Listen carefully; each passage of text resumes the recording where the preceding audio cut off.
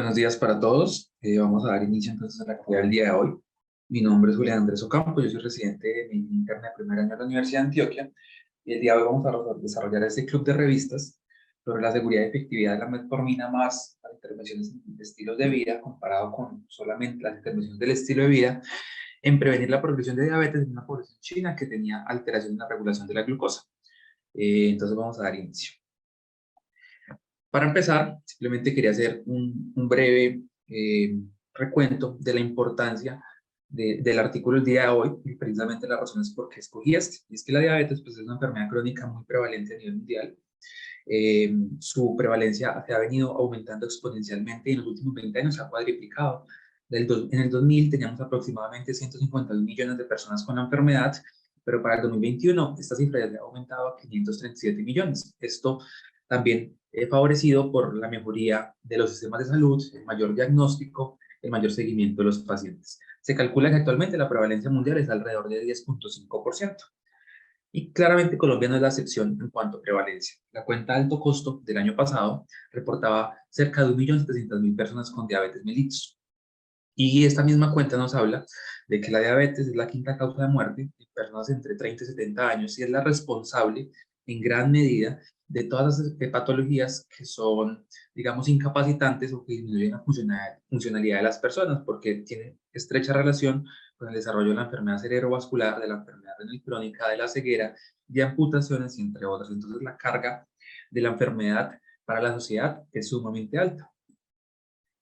El tema que nos corresponde el día de hoy es hablar un poco de la prediabetes. La prediabetes es un concepto un poco polémico porque todavía continúa habiendo, digamos que diferencias en diferentes sociedades médicas sobre exactamente qué es la prediabetes. Se ha definido, según ADA, que el término de prediabetes no es una entidad clínica, sino que debería verse más como un factor de riesgo.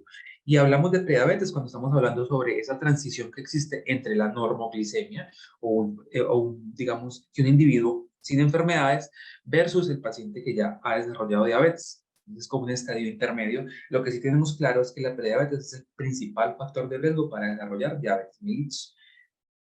Los criterios para su diagnóstico, y creo que están muy familiarizados con ellos, pues son tres, y ya digamos que es la guía que ha estado, digamos, llevando la parada al respecto y la que da las indicaciones, y es que podemos diagnosticar prediabetes con una alteración de la glucosa en ayunas, con un valor entre 100 y 125, por lo que hay un asterisco, porque la OMS cambia este valor y nos habla de que la alteración de la glucosa en ayunas va desde 110. Y esto es importante porque nuestro estudio tomó como definición de la alteración de la glucosa en ayunas ese valor de 110, por lo cual es bastante importante. El segundo criterio diagnóstico es la prueba de tolerancia a la glucosa después de recibir una carga de 75 gramos de glucosa y tomar una glucosa a las 2 horas, que estos valores estén entre 140 y 199, o una hemoglobina glicada entre 5.7 y 6.4%. Entonces, esas son como las tres definiciones grandes al respecto. Esta gráfica es la prevalencia ajustada por edad de la tolerancia normal a la glucosa, y esto en adultos entre 20 y 79 años.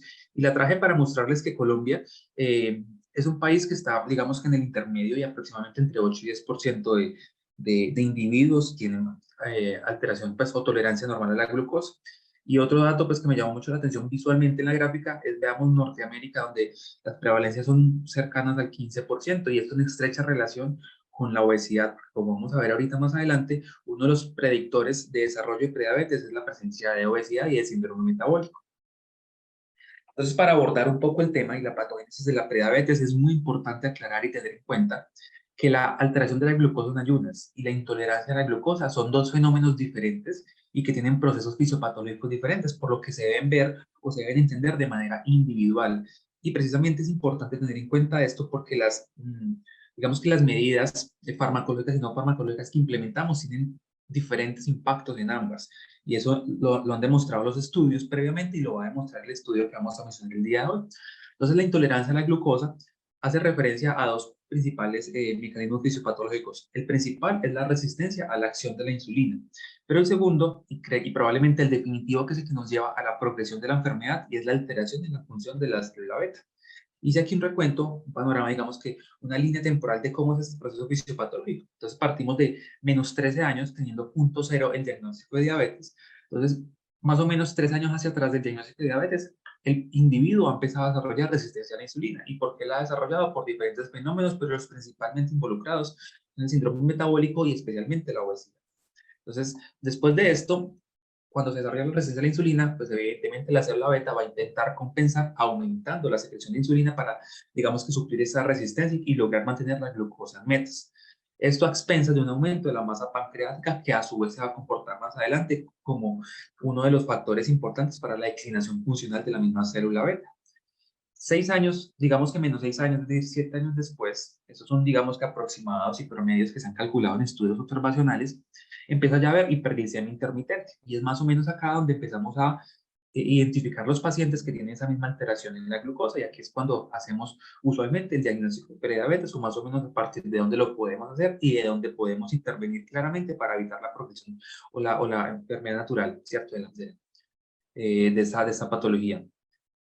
Posterior a esto, esta hiperglicemia intermitente pues va a estar ahí persistente, persistente, y va a empeorar la resistencia a la insulina, y esto va a ser menos 2 años antes del diagnóstico, hasta que finalmente se genera una declinación en la hiperfunción de la célula beta que ha estado compensando este proceso fisiopatológico durante tantos años, y esto también favorecido, uno, por el aumento de la masa pancreática, y dos, por procesos de obesidad, donde la lipotoxicidad, especialmente la lipotoxicidad en la célula beta, nos va a llevar a una declinación funcional de la célula beta y finalmente nos va a dar un diagnóstico clínico de diabetes. Entonces veamos que esto es una línea temporal y la idea sería lograr intervenirla en alguna parte, especialmente aquí donde la podemos detectar, donde hay hiperglicemia intermitente, o incluso probablemente antes, interviniendo factores de riesgo, ¿cierto? Y podríamos, digamos que suspender o intervenir este desarrollo de la enfermedad. Se calcula, y esto de un estudio que duró 11 años, un estudio observacional, es que los pacientes con intolerancia a la glucosa, el 30% revierten, el 40% persisten en intolerancia a la glucosa y el 30% desarrollan diabetes mellitus. Pero a los 20 años, hasta el 60% ya van a tener un diagnóstico de diabetes. Entonces, digamos que la progresión es muy importante y obviamente va a ir cambiando según la población y según el individuo, pero son aproximados. Esta gráfica es simplemente para mostrarles lo que acabo de mencionar, y es cómo la resistencia a la insulina y la secreción de insulina van aumentando, y es aquí cuando las detectamos en prediabetes, cuando hay leves aumentos de la glucosa, pero llega un punto de inflexión en que esa resistencia a la insulina es tan alta que la secreción de insulina que tiene la célula beta es insuficiente para lograr mantener los niveles de glucosa en metas, y se genera entonces la diabetes. Ya después aquí viene una inclinación funcional de la misma secreción de insulina, y precisamente ya está el proceso fisiopatológico de la diabetes instaurado y no hay mucho que podamos revertir al respecto. Lo otro que les quería mostrar, y esta gráfica me parece muy importante, y es como la estrecha relación de la obesidad con la prediabetes, es que normalmente el tejido adiposo cumple funciones fisiológicas sumamente importantes, como de sostén, de energía, de angiogénesis, de secreción de, de antiinflamatorios e inflamatorios o de respuestas autoinmunes. Sin embargo, cuando tenemos un exceso de grasa, digamos una enfermedad grasa, ya tenemos unas alteraciones inmunes endocrinas y un aumento de la circulación de ácidos grasos libres, que nos va a llevar a resistencia a la insulina y disfunción de la célula beta. Entonces, hay un proceso fisiopatológico instaurado, y la obesidad no deja de ser uno de los factores más importantes en el desarrollo de la prediabetes, y es el que más debemos intervenir precisamente por su capacidad de generar esta endocrinopatía. El segundo proceso, que es el que les quería explicar y por eso hablaba de procesos individuales, es la alteración de la glucosa en ayunas. Recordemos que la definición de ADA va de 100 a 125, pero la relación de la OMS va de 110 a 125. Pero ¿qué ocurre en esta, digamos que, en este proceso fisiopatológico de la alteración de la glucosa en ayunas? Realmente lo que hay es una alteración de la secreción de la insulina. Sí, aquí no hay resistencia a la insulina, sino que hay de base una alteración de la secreción de insulina y hay una incapacidad del cuerpo para inhibir la gluconeogénesis. Es decir, que el cuerpo va a tener disponible más glucosa porque ese proceso a nivel hepático no va a estar inhibido, y precisamente eso es lo que nos va a llevar a alteración de la glucosa. Y esto entonces nos marca probablemente una etapa más temprana, la pérdida del control metabólico de la glucosa, y tiene una estrecha relación con la edad, es decir, que a más edad es más probable encontrarlo en los pacientes, y entonces habla un poco de la generación que se va produciendo a nivel pancreático y la funcionalidad de la célula beta. Aproximadamente, en este mismo estudio citado previamente, en un periodo de 11 años, el 40% revierten, el 15% se mantienen, el 20% desarrollan, además de la alteración de la glucosa en ayunas, genera intolerancia a la glucosa, y el 25% desarrollan diabetes mellitus. Pero lo que les quería hacer hincapié y les mencioné previamente, y es que hay datos limitados de la efectividad de las terapias precisamente en este proceso fisiopatológico de alteración de la glucosa en ayunas. Es que los estudios que vamos a ver a continuación se han demostrado que las intervenciones terapéuticas que utilizamos no tienen un gran impacto en tratar esta patología precisamente. Esta gráfica me pareció muy interesante y es básicamente cómo se comporta dependiendo de lo que hagamos este proceso fisiopatológico. Entonces, en la gráfica A vemos cómo es el curso natural de la enfermedad y cómo si no intervenimos precisamente la prediabetes, pues nos va a llevar a un aumento exponencial de la glucosa plasmática que finalmente va a desencadenar diagnóstico de diabetes y complicaciones secundarias asociadas. Pero vamos en la gráfica B qué es lo que pasa. Aquí logramos intervenir la enfermedad en algún punto y logramos detener la progresión y entonces esos niveles de glucosa en plasma se van a mantener, digamos, en los mismos niveles o por lo menos no van a continuar aumentando. Y eso va a tener un gran beneficio porque nos vamos a evitar que se desarrolle la diabetes. Pero es muy importante tener en cuenta algo, y es que ese beneficio solo va a persistir dependiendo de que la terapia farmacológica o no farmacológica se mantenga. Es decir, que si suspendemos la intervención que hemos propuesto al paciente, pues el desarrollo va a continuar siendo el mismo y nos va a llevar finalmente al desarrollo de la diabetes, por lo que las intervenciones terapéuticas probablemente son necesarias a partir del diagnóstico para el resto de la vida. Y la C, pues es un escenario ideal difícil de lograr, y es lograr o restaurar la normoglicemia y mantener ese beneficio a través de los años. Desafortunadamente esas terapias no están disponibles, ojalá llegáramos algún día ya, pero lograr la remisión completa del proceso fisiopatológico, pero probablemente esto va a ser difícil de lograr. Pero entonces, ¿cuál es la importancia de la prediabetes? Resulta que la prediabetes, además de ser el mayor factor de riesgo de progresión a la diabetes mellitus y favorecer la progresión más o menos de 5 a 10 por año, y más del 70% en algún momento de su vida la van a progresar, se comporta como un factor de riesgo independiente para el desarrollo de enfermedades cardiovascular y además para complicaciones micro y macrovasculares. Es decir, que así no tengamos diabetes, la prediabetes va a tener un rol muy importante en el desarrollo de enfermedades cardiovasculares. Vemos, por ejemplo, en esta tabla, donde nos habla más o menos del desarrollo de microalbuminuria y macroalbuminuria, cómo la alteración de la glucosa en ayunas hay mayor porcentaje de desarrollo de microalbuminuria y macroalbuminuria como factor de riesgo independiente, sin tener ninguna otra asociación con otra enfermedad. Y eso es importante precisamente porque no solo estamos previniendo la progresión de la diabetes, sino que también estamos previniendo el desarrollo de enfermedades cardiovasculares. ¿Y por qué ocurre ese desarrollo de enfermedades cardiovasculares? Resulta que la prediabetes, cuando estamos con ese proceso fisiopatológico instaurado, tenemos mayor disponibilidad de ácidos grasos libres, obviamente mayor grasa visceral, tenemos activación de sistemas compensatorios, tenemos más glucosa disponible y eso nos va a llevar a un estado de estrés oxidativo y de inflamación que nos aumenta la resistencia a la insulina. Como tenemos mecanismos compensatorios y tenemos, digamos que respuestas contrarias a lo que está el cuerpo experimentando, se va a generar disfunción endotelial y disfunción fibrinolítica, que finalmente nos va a llevar a aumento del riesgo de eventos vasculares. Entonces, finalmente, este proceso fisiopatológico involucra muchos niveles de la enfermedad y desarrolla otros procesos fisiopatológicos.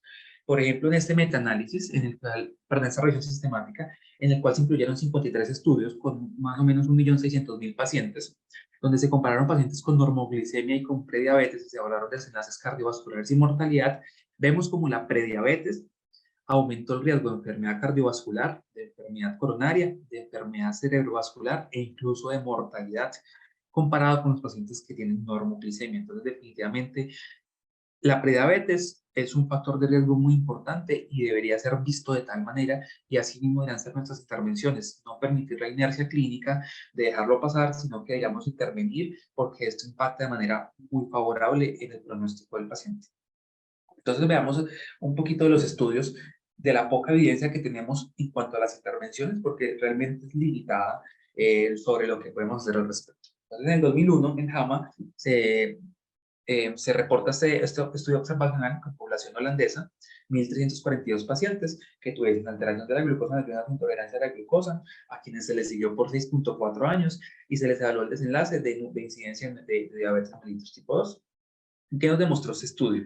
Que definitivamente los pacientes con normoglicemia tienen una progresión pues muy baja, de 4,5% para diabetes. Sin embargo, si tenemos algunos de los procesos fisiopatológicos instaurados, esta progresión es aproximadamente del 33%, pero algo mucho más importante es que si tenemos estos dos procesos, es decir, el paciente tiene intolerancia a la glucosa y alteración de la glucosa en ayunas, pues la progresión en 6,4 años fue del 64,5%. Entonces, es especialmente importante que si tenemos los dos procesos fisiopatológicos instaurados en el individuo, es mayor el riesgo de progresión. Entonces, según los primeros estudios que nos demostró la importancia que tiene el diagnóstico del tratamiento.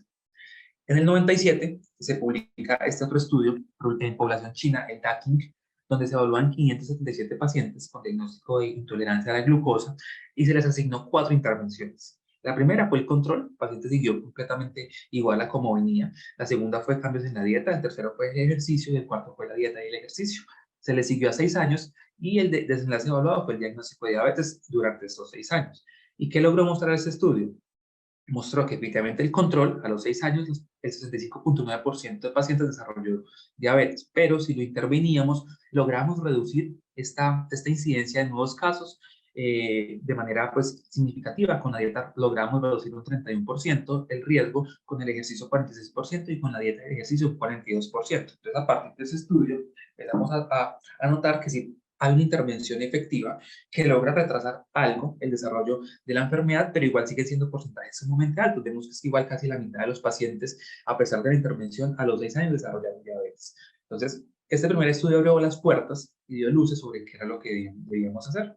Este otro estudio, publicado en el 2001 en el New England Journal, en que se asignaron pues, adultos de 40 a 65 años con sobrepeso u obesidad, tolerancia a la glucosa, fueron 522 pacientes, fueron 2 intervenciones, pues fueron grupo paralelo, uno de control y la otra que fue la intervención. La intervención consistió en reducir el 5% del peso corporal, esto a costa de un menor consumo calórico y de grasa, mayor consumo de fibra y un ejercicio de 30 minutos diario al menos, con un seguimiento a 6 años y con un diagnóstico de diabetes como desenlace a evaluar.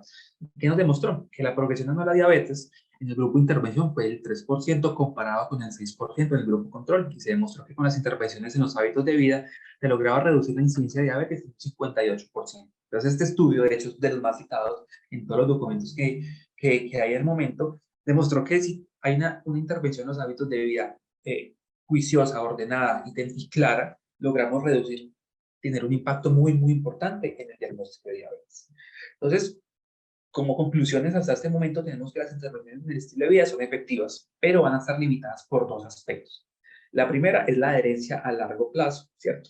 Y eso va de la mano precisamente con los cambios en los hábitos. Es que los pacientes han tenido, digamos que en los seguimientos a más largo plazo, la incapacidad de mantener esos hábitos de vida y como les mostré en la gráfica inicial, pues el proceso fisiopatológico va a continuar. Segundo, a pesar de que sí se reduce la incidencia de diagnóstico de diabetes, es insuficiente y de todas maneras la progresión continuaba siendo muy, muy alta. Por lo que se propone a partir de esto, valorar la posibilidad de una terapia farmacológica que junto con las intervenciones en el estilo de vida tenga un impacto mayor en disminuir la progresión. Entonces sale este estudio en 2012 en el New England Journal, donde se evaluó la metformina en reducir, digamos, que la incidencia de la diabetes. Entonces se tomaron adultos con índice de masa corporal mayor a 24, con una glucosa en ayunas entre 95 y 125, y con una prueba de tolerancia entre 140 y 199.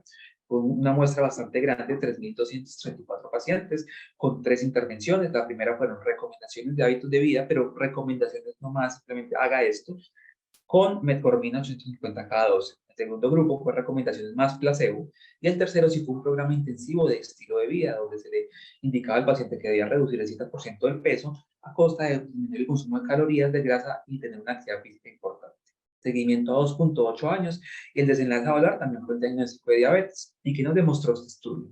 Que definitivamente la metformina lograba reducir, comparado con el placebo, los nuevos casos de diabetes, pero la intervención en el estilo de vida fue superior a la metformina y al placebo. Esto pues llamó bastante la atención de los investigadores, ¿no? Pero yo quería aquí tomar un par de datos respecto a lo que nos interesa el día de hoy, y es qué sucedió con la metformina en ese estudio. Entonces resulta que la metformina mostró un impacto muy positivo y más favorable en la población menor de 60 años que en la mayoría de 60 años. Entonces a partir de ese estudio fue que empezamos a notar que había unos grupos de mayor riesgo y que probablemente tenían un poquito más de beneficio de la metformina. El segundo grupo fue ese grupo con índice de masa corporal mayor de 35, que tenía mucho más beneficio que los otros que tenían menor de 35. Y por último, había más beneficio en esos pacientes que tenían la glucosa en ayunas mayor de 110 y menor de 125. Entonces, esos tres grupos se evaluaron como los grupos de mayor riesgo y en los cuales se presentaba mayor beneficio de la intervención, y esto es muy importante para lo que vamos a desarrollar a continuación. Este tercer estudio, que realmente no es un estudio nuevo, sino que simplemente es de la misma cohorte del estudio previamente mencionado, sino que a los pacientes que quisieran se les continuaba el seguimiento. Entonces, de los 3.200 que habían previamente, 2.700 decidieron continuar en este estudio y se les hizo un seguimiento a más largo plazo. Como vimos que la intervención intensa en el estilo de vida era favorable, a todos se les ofreció a partir de este estudio la intervención del estilo de vida. Y los escenarios que se evaluaron fueron la diabetes y la enfermedad microvascular.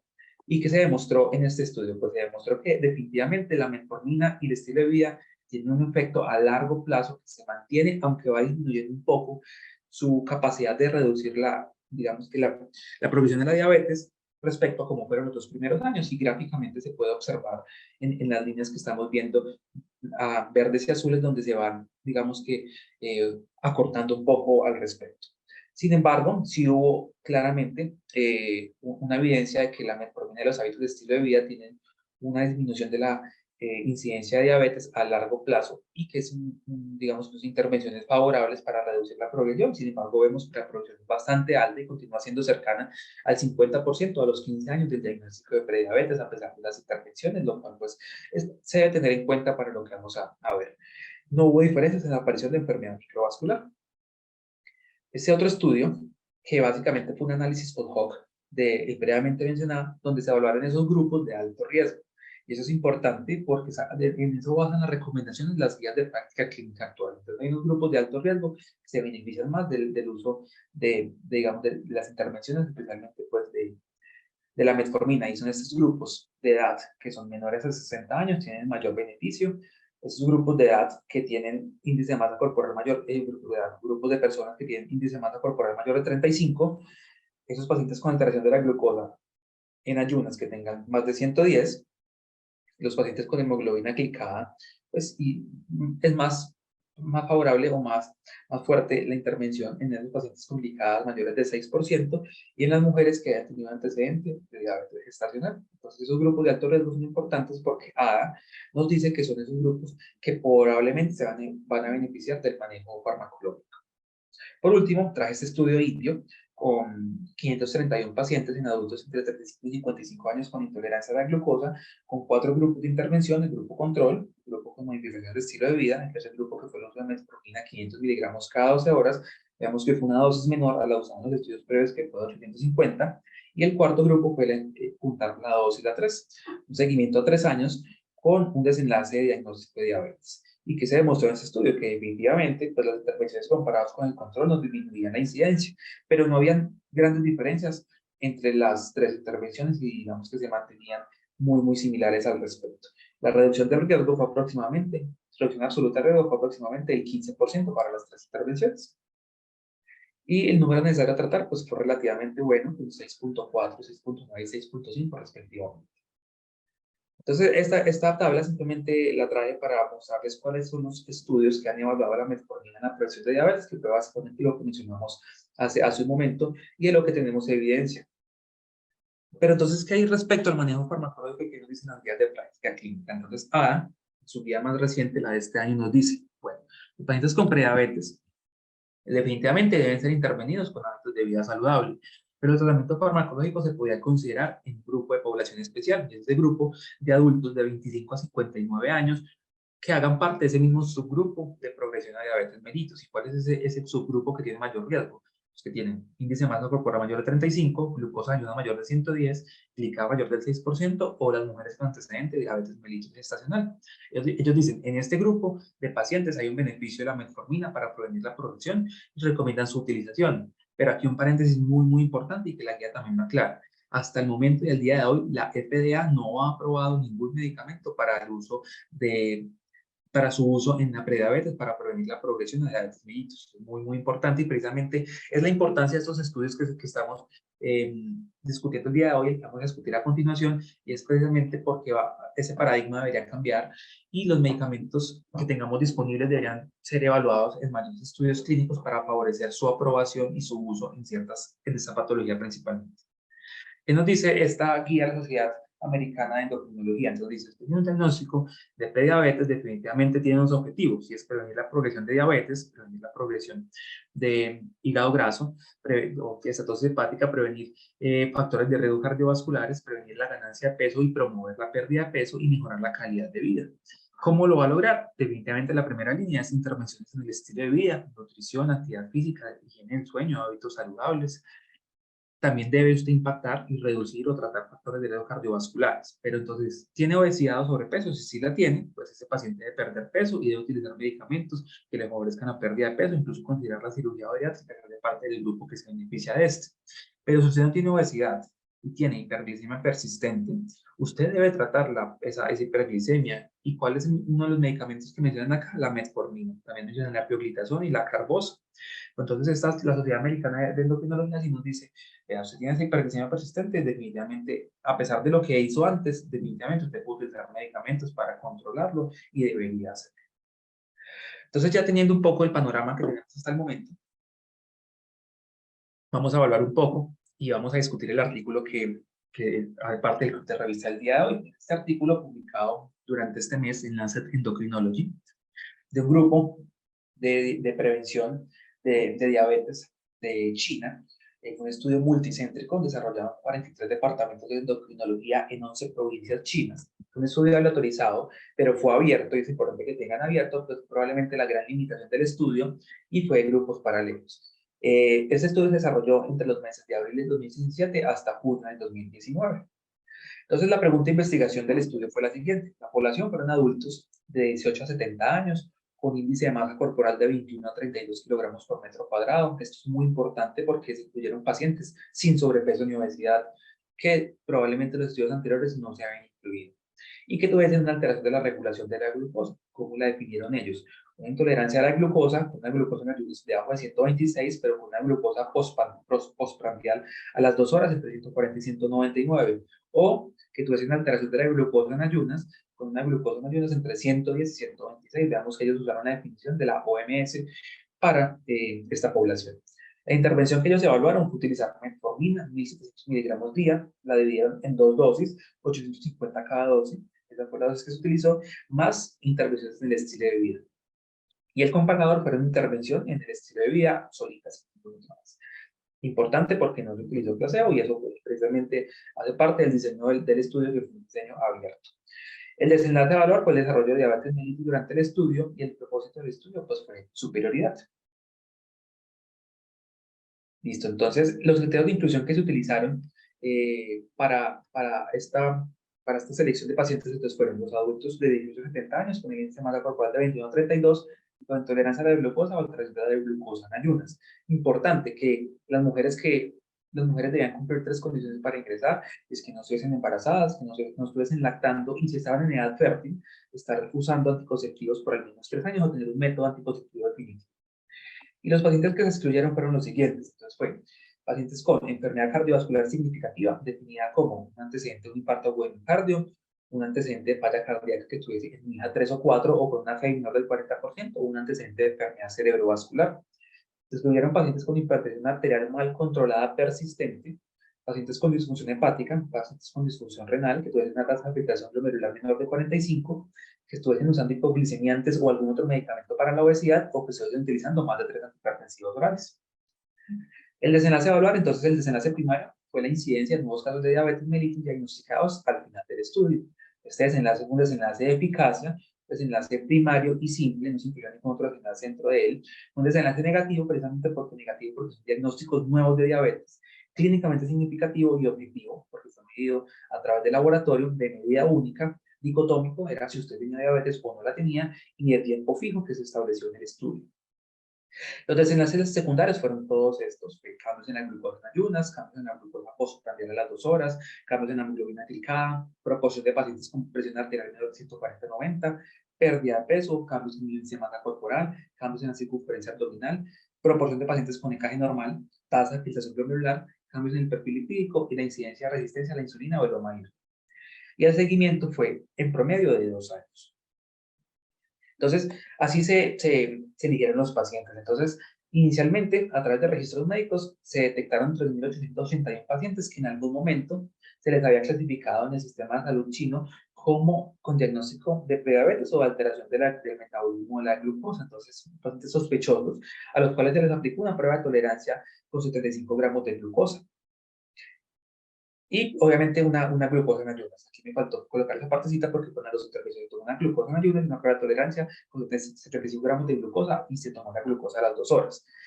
Y se dividieron pues en dos grupos, que eran los pacientes que tenían intolerancia a la glucosa o los pacientes que tenían alteración de la glucosa en ayunas.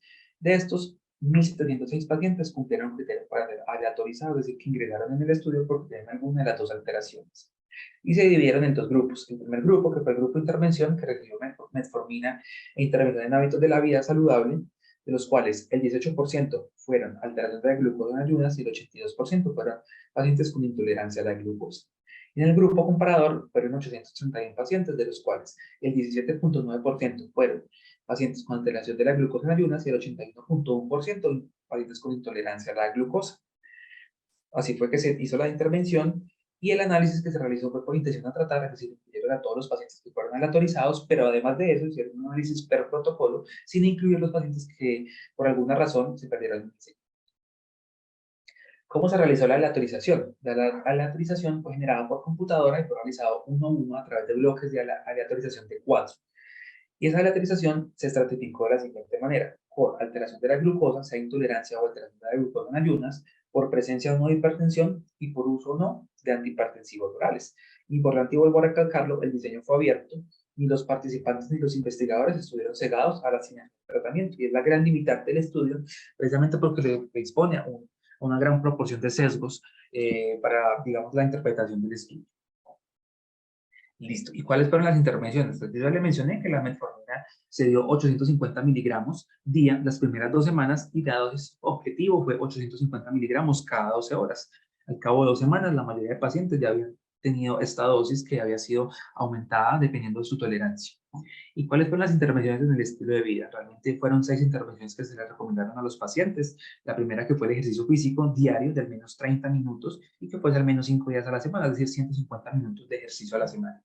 El segundo, que no consumieran bebidas azucaradas. El tercero, que no consumieran comidas adicionales después de la cena.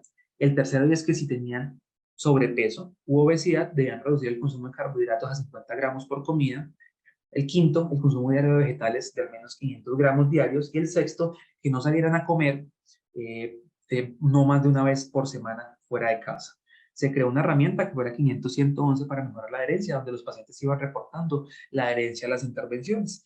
Es importante recalcar que todas estas recomendaciones se dieron de manera uniforme a todos los individuos, sin importar el grupo en el que estuviesen aleatorizados. Y eso pues es muy importante para la interpretación del estudio. ¿Cómo se realizó el seguimiento? Entonces, los pacientes se aleatorizaron y se evaluaron en el día 1 del ingreso al estudio, donde se les realizaron múltiples paraclínicos que ya les voy a mencionar más adelante. A la semana 2 se volvieron a ver, esto en especial para los pacientes que estaban en el grupo de la intervención de la metformina, para definir el aumento de la dosis. Y a partir de allí se vieron cada mes por 6 meses. Luego de completar los 6 meses, se vieron cada 3 meses por 24 meses, o hasta completar 24 meses. Y los pacientes que tuvieran un seguimiento un poquito más prolongadito, más de 2 años, pues se veían cada 6 meses hasta el final, hasta la visita final. En cada visita pues se hacía nueva asesoría y nueva consejería respecto a los hábitos de vida. Se tomaba presión arterial, se medía peso, circunferencia abdominal, frecuencia cardíaca, medicaciones y se reportaban eventos adversos. Al inicio, al primer año y al segundo año o en la visita final, se tomaron glucosa en ayunas, insulina en ayunas y se realizaba un nuevo test de 75 gramos de glucosa. ¿Cómo fue entonces el análisis estadístico? Entonces, el cálculo de la muestra, los investigadores calcularon una incidencia a los 2 años de aproximadamente el 15% para la intervención y el 20.8% para el control. Ellos basaron esta incidencia esperada en los estudios previamente mencionados, especialmente en el DTP. El tamaño de la muestra que los investigadores calcularon con estos datos fueron de 1.356 pacientes. Sin embargo, ellos esperaron unas pérdidas aproximadamente del 19% a los 2 años, por lo que para lograr un poder del 80%, un beta del 20%, un nivel de significancia del 2,5%. En el estudio de una cola, el tamaño de muestra fue aumentado a 1674, un tamaño de muestra que fue superado por la muestra que fue calculada en el estudio y que fue realmente aleatorizada.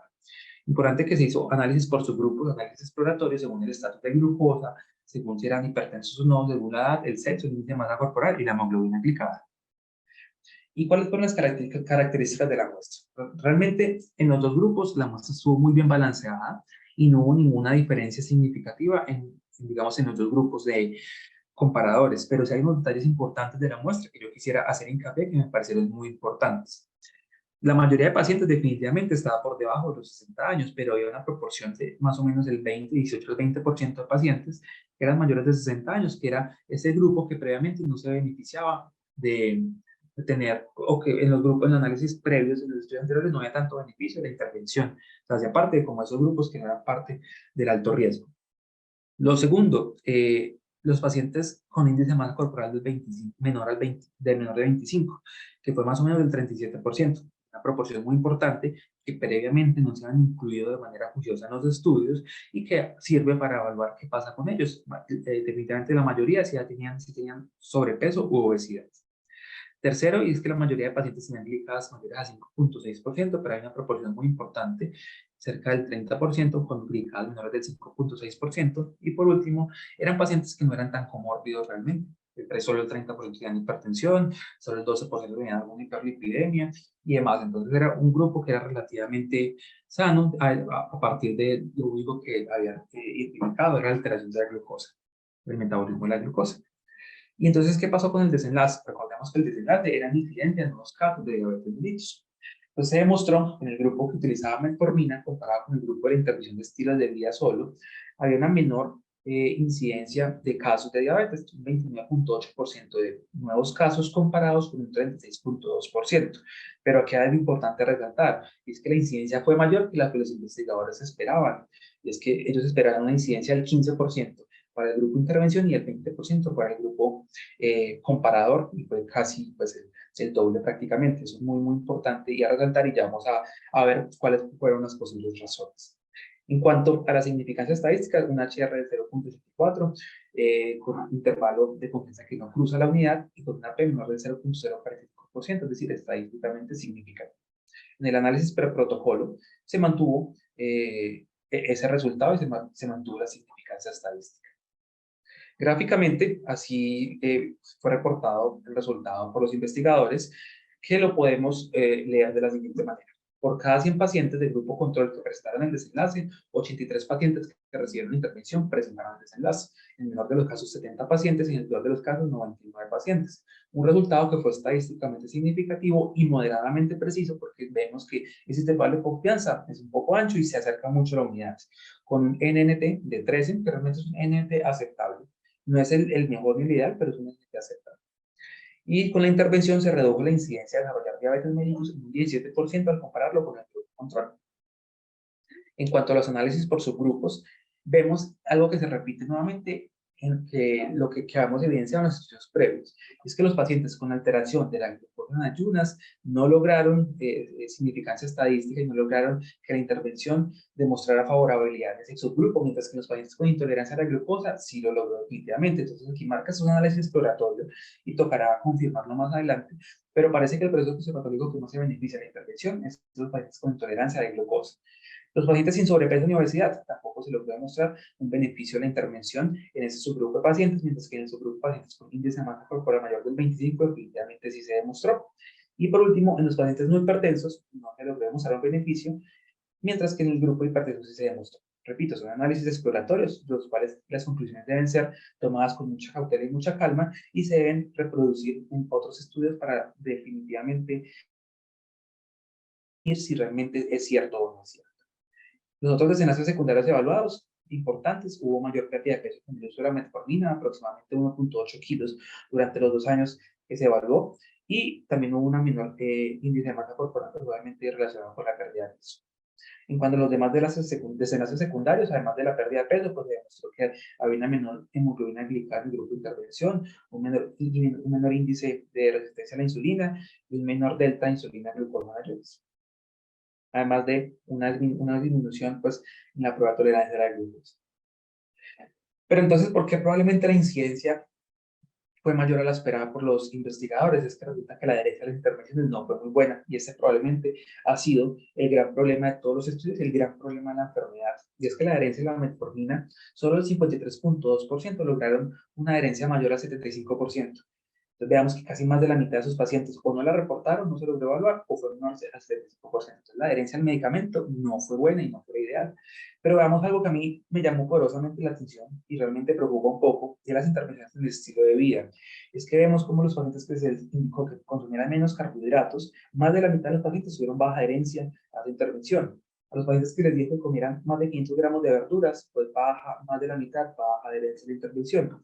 En cuanto a la actividad física, el 40% de los pacientes baja adherencia a la intervención. Entonces, realmente la prediabetes se comporta como un problema individual, en el cual la adherencia a los hábitos de vida saludable pues son claves, y si no los logramos, pues los medicamentos simplemente van a suplir lo que la intervención en el estilo de vida no está logrando impactar porque el paciente no lo está haciendo. Entonces, aquí la pregunta viene: ¿será que estamos dando medicamentos porque los pacientes no logran adherirse a unos hábitos de vida saludable adecuados?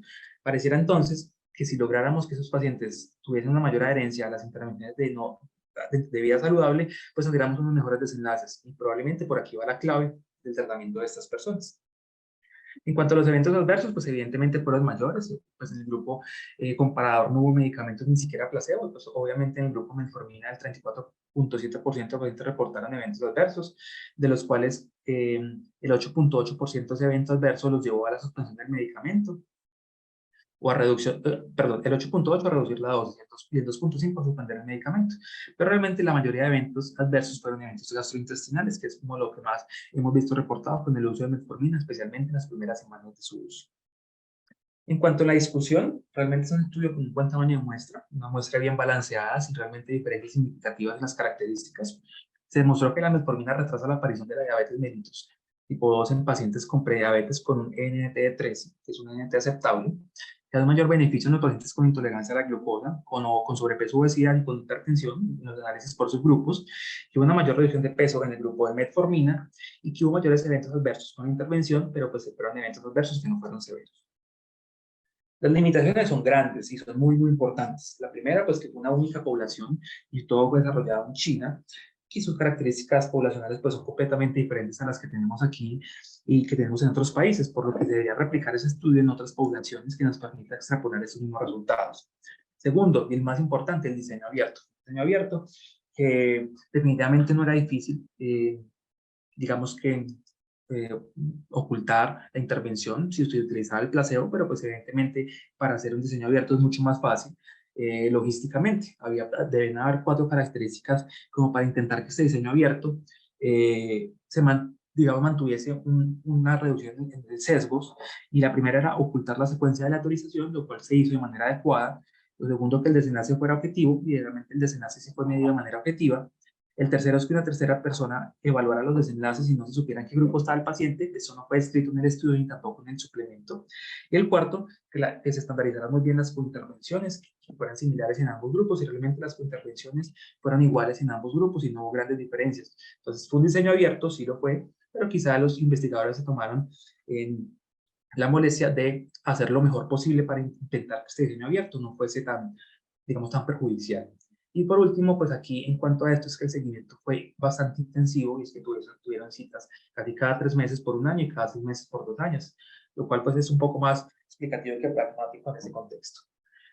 La tercera limitación es que fue un seguimiento corto de solo 2 años. Vemos cómo otros estudios han tenido seguimientos hasta 6 años, y es muy importante esos seguimientos a largo plazo porque en gran medida el problema de la intervención es la adherencia, y que el resultado o que el rendimiento de la intervención se pierda a través del tiempo, por lo que a mí me parece que el seguimiento fue muy corto comparado con otros estudios. El cuarto es que no hubo diferencia en los pacientes con alteración de glucosa en ayunas. Esto marca un paradigma porque este proceso fisiopatológico es diferente al de la intolerancia a la glucosa y debe ser, digamos que, identificado o tratado de diferentes maneras. La quinta es la regular adherencia al tratamiento farmacológico, que eso sí no hay ninguna duda, e incluso la regular adherencia a las intervenciones de vida saludable. Entonces, Esa adherencia es muy, muy importante y es el gran problema en este proceso fisiopatológico y en el desarrollo de la diabetes. En el análisis según JAMA, el riesgo de sesgos por los pacientes fueron aleatorizados, si se ocultó la aleatorización, ambos grupos iniciaron con el mismo pronóstico, los factores pronósticos se mantuvieron balanceados durante la mayor parte del estudio, pero pues no tuvo un diseño enmascarado, fue un diseño abierto. Los grupos se trataron de manera similar, se hizo un análisis por intención a tratar, y se analizaron todos los pacientes en el grupo que fueron asignados. El seguimiento definitivamente fue completo, no se detuvo antes de tiempo, por lo que pues aquí no hay ningún problema al respecto. En cuanto a la magnitud y precisión de los resultados, pues los resultados fueron estadísticamente significativos, pero vuelvo a repetir, fueron moderadamente precisos y el intervalo de confianza se acercó mucho a la unidad. Y por último, en cuanto a la aplicabilidad, si los resultados se pueden aplicar a mis pacientes, yo creo que sí se pueden aplicar con ciertas, digamos, restricciones, pero creo que Ada ya nos había hablado sobre unos grupos de altura lo que se benefician más de esa intervención y en los cuales lo podríamos considerar. Los resultados que se tomaron en cuenta sí fueron clínicamente importantes. Y por último, pues es una intervención que es barata, que no implica grandes riesgos y que realmente tiene un beneficio significativo. En cuanto a las conclusiones, la metformina es una opción terapéutica potencialmente útil en pacientes con prediabetes para retrasar la aparición de diabetes. La gran limitación del estudio es su diseño abierto.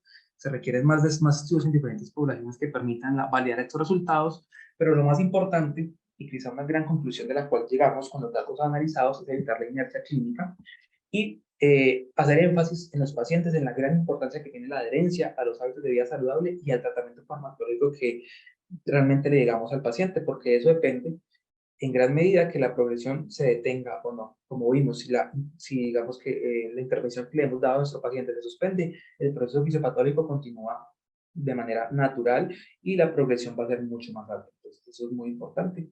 Y ya las conclusiones para el día de hoy. Les agradezco pues, a todos la atención. Quedo atento a cualquier duda o pregunta. Hay una pregunta de Adriana Díaz y nos hace la pregunta respecto sobre si el uso de metformina clásica o liberación prolongada. Ellos, en la intervención que utilizaron acá, en este estudio, la metformina que se utilizó fue una metformina clásica. Y pues eso fue el evaluador y así han sido las intervenciones previamente mencionadas en cuanto a los otros estudios que analizaron la metformina antes. No sabemos al momento si hay alguna diferencia con la metformina de liberación prolongada. Habrá que esperar a ver si los estudios, por lo menos de las industrias farmacéuticas, nos cambia un poco el paradigma al respecto y si de pronto mejorando la adherencia al tratamiento con medicamentos de liberación prolongada se pueda tener unos desenlaces más favorables. Nos piden que si volvemos a explicar un poco sobre la no adherencia a los cambios del estilo de vida. Entonces vamos a volver acá un poco sobre lo que mencioné previamente. Y es esto. Resultó que esos pacientes tuvieran una menor adherencia, o la adherencia a la metformina fue muy baja, el 53.2, solo el 53.2% de los pacientes tuvieron una adherencia mayor al 75%, mientras que los que hubo casi que la mitad de pacientes o no la reportaron o tuvieron una adherencia menor al 75%, pero lo que a mí pues realmente me impactó fue precisamente esto, es que hubo una muy baja adherencia al consumo de carbohidratos, al consumo de vegetales y a la actividad física, y esto probablemente se relaciona con que la incidencia del desarrollo de la enfermedad haya sido mayor a la que esperaban los investigadores, es que tuvieron una muy baja adherencia a las intervenciones del estilo de vida, y precisamente esta es una de las grandes limitaciones de la enfermedad en sí, de lo que engloba toda la patología, y es que los pacientes han desarrollado hábitos de vida saludables, pues hábitos de vida, perdón, perjudiciales durante muchos años y lograr cambiar ese paradigma es difícil. Y es por eso que probablemente una intervención multidisciplinar con otro grupo de profesionales que nos favorezcan el cambio de ese paradigma que tienen los pacientes tenga mayor beneficio, por lo que la intervención pues debería también ir de la mano con esto.